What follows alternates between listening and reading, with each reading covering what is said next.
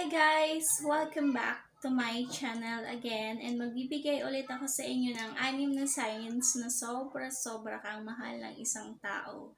Lalaki man ito o babae, kapag ginagawa nila ito sa iyo ay sobra-sobra ka niyang mahal. And guys, alam naman natin na madali lang magmahal, pero sobrang hirap makahanap ng taong magmamahal sa atin ng sobra. Kaya kung nahanap mo na ito, please ingatan mo at alagaan mo siya. Ingatan mo yung pagmamahal niya at tumbasan mo yung pagmamahal na binibigay niya sa iyo. Kasi sobrang hirap makahanap ng taong mahal ka.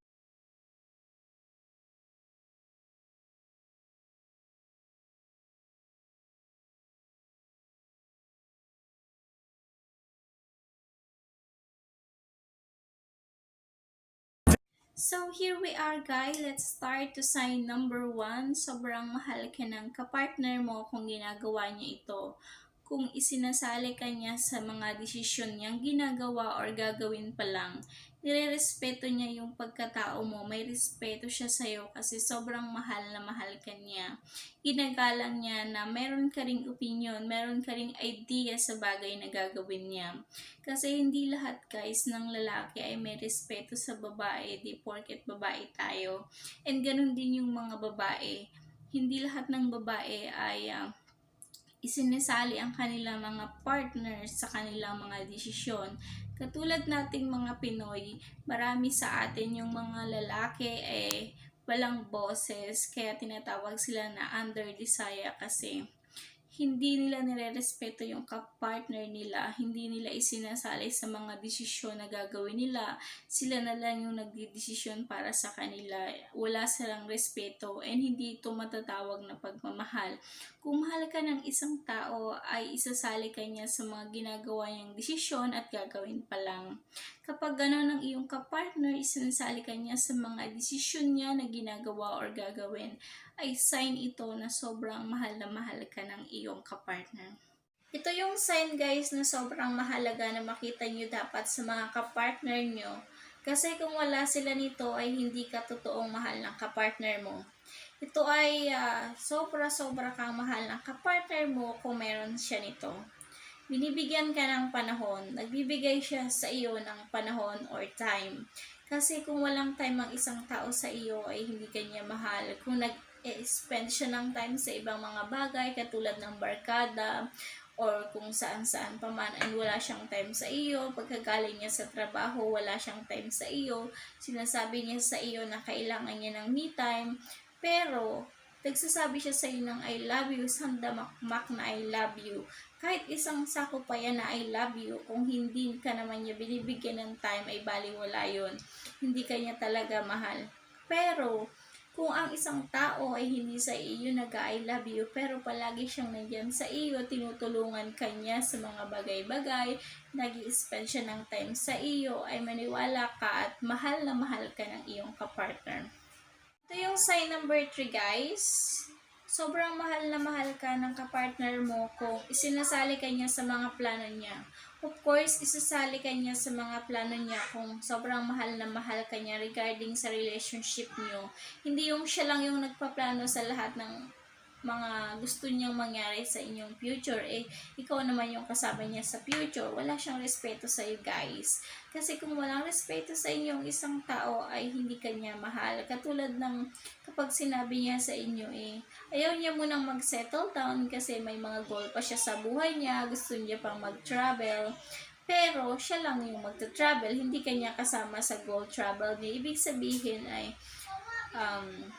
hindi kanya kasali sa mga plano niya. Siya lang yung nagpaplano para sa sarili niya. And kung ganun yung mga kapartner nyo, hindi kayo talaga nila totoong mahal.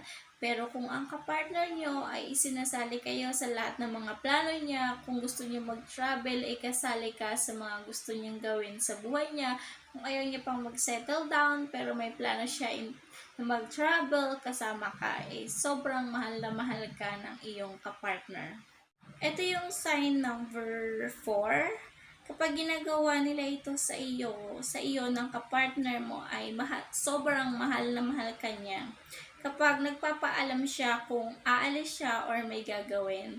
Kasi napakasarap sa pakiramdam kung yung ating mga partner ay nagpapaalam sa atin kung ano yung gagawin nila or aalis ba sila. Bago nila patayin ang tawag kung nasa long distance relationship kayo, sasabihin niya kung ano yung gagawin niya, kung pupunta ba siya ng store or pupunta na ba siya ng work. Hindi niya papatayin yung call hanggat hindi niya sinasabi yung dahilan.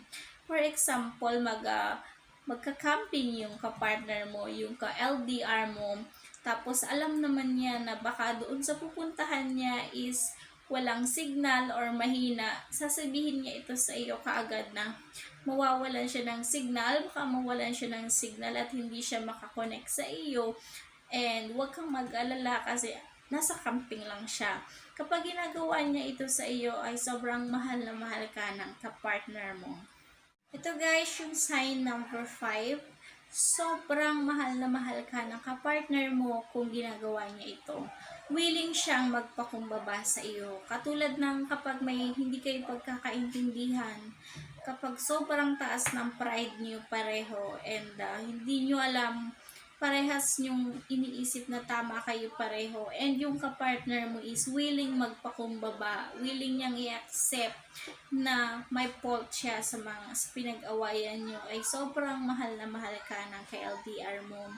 Kung ilang beses niya na itong ginawa na magpakumbaba sa iyo, 1, 2, 3, kung ginagawa niya yung pagpakumbaba sa iyo, kahit na alam niya na ikaw yung mali at siya yung tama, magkaayos lang kayo, is nagpapakumbaba na siya kasi ayaw niyang mawala ka, ayaw niya na na may masamang mangyari sa inyong pag-uusap, na humantong ito sa hiwalayan, kaya natatakot siya na ganun yung mangyari, kaya nagpapakumbaba yung kapartner mo. Willing siyang magpakumbaba kahit ikaw yung may kasalanan at siya yung tama. Kapag ginagawa ito ng mga kapartner natin ay sobrang mahal na mahal nila tayo. Itong sign number 6 guys is parang karugtong na rin ng sign number 5. Sobrang mahal na mahal ka ng karelasyon mo kung ginagawa niya ito. Siya yung unang humihingi ng sorry sa inyong dalawa kung meron kayong pag-aaway. Kasi alam naman natin na tayong mga babae yung sobrang emotional, sobrang nasasaktan, sobra tayong nag-i-stress, tayo yung sobrang mag-isip kapag nag-aaway tayo ng ating mga kapartner. Kaya ayaw nila na nasasaktan tayo, ayaw nila na nakikita na nasasaktan tayo, na kahit na mali, na tayo yung mali, ay sila pa rin yung nagsusorry sa atin. Ginagawa ito ng mga lalaki guys kung sobra-sobra nila tayong mahal. And yun lang guys, and kung nagustuhan mo ang video na ito, please give me a thumbs up. I really appreciate that.